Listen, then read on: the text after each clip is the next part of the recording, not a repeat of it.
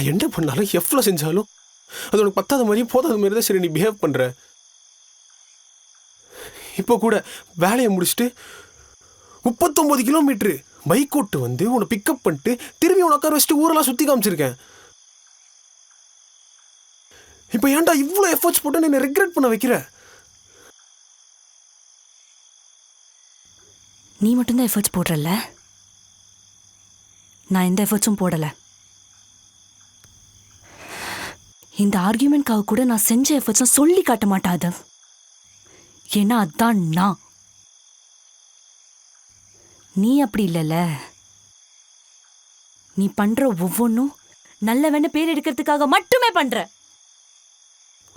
அப்படி உன்னை யாரும் பாராட்டலன்னு வையேன், அவங்க நாளையே செல்ஃபிஷா கீழ்த்தனமா அசிங்கமாக்கி விட்டுருவ.